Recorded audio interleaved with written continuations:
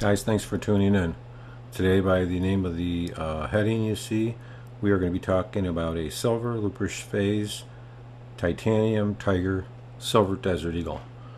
This is a carbon steel titanium coated with the SLP process, which is silver Lubricious phase, which is a industrial plating. You can see it's tiger striped, and I did the inside of it. I've done the bolt, the recoil rod, pretty much everything on the gun has been done. The magazines, and this is done in a tiger stripe. It turned out pretty good. I wish it was brighter, but it turned out to be like a dull tiger stripe, which is pretty nice. This particular gun, I have a muzzle brake on it, as you can see up in the front. It has a top rail. I did the sights. Pretty much everything was done on this gun. And it's very durable, very unusual. I already have a gold tiger stripe, so I figure I'd make it have a matching gold and a ice tiger, it's called, I guess. Hot Dogger 808 in Australia there, we named this the ice tiger. And then there's the titanium tiger stripe. I got custom grips on this. They're aluminum grips with the laser etched Grim Reaper on it. So it's actually the Grim Reaper Desert Eagle. This is a 50 caliber, 50 Action Express.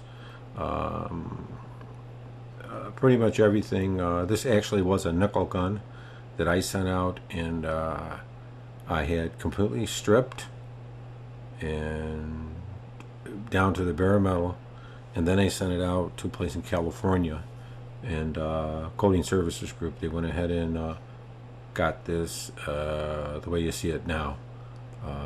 Stripped everything out,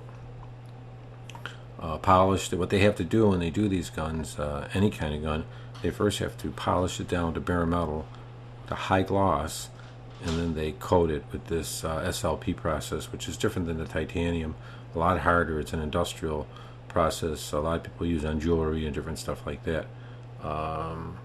Like I say, I picked out this pair of grips so it would match it, and it looks pretty good. Overall, the process takes a long time. It took about a year to get this gun done. The only reason because the process is not always done, and it's not cost effective because it's so expensive for this process to be done. If you had to get it done, I would venture you'd probably be running about maybe $700 or $800 to get the coating done on this gun, to get the surface coated like that. It's not cheap. It's pretty expensive, only because of the process. So if you started with a regular Desert Eagle, you would have to get a regular Desert Eagle. You would have to send the gun out, get the muzzle brake installed by Magnum Research, then get that back, and you'd have to send the whole gun out somewhere or polish it yourself. And you highly polish every single square inch of the gun, including if you're going to be doing the sights and the takedown levers and stuff like that. And if you're going to do the magazines, you have to polish out the magazines too. And then you would send everything out on this particular gun, and they would go ahead and coat it and inspect it, and they would have to stripe it off also, because those stripes, you see, they bead blast. It's type of bead blasting, but they use blast tape. They put tape on it, and you can see internally pretty much everything was done on this.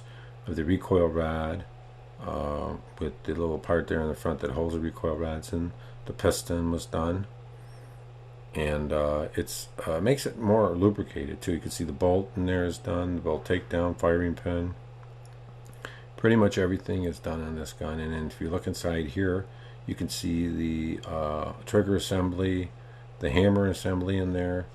All those were completely taken apart, and then I had those coated too. I say coated because it's not really a plating.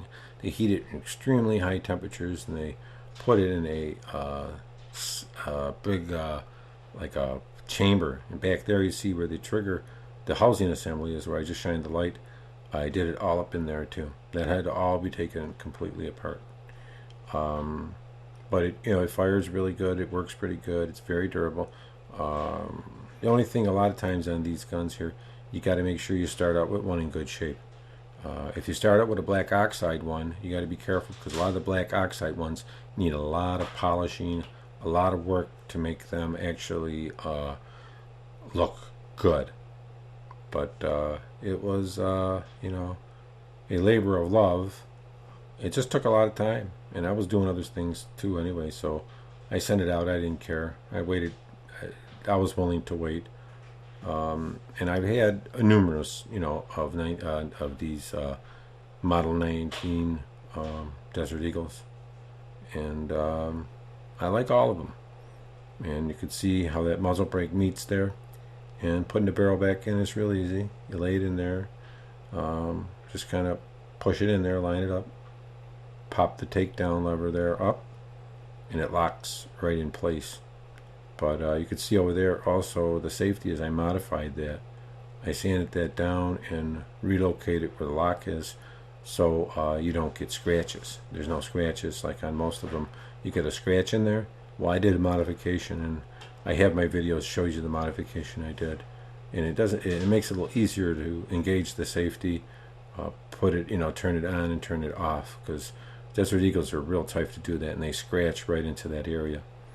And the muzzle brake really makes the gun controllable. It adds about 1 inch of length, so the gun really is a 7-inch.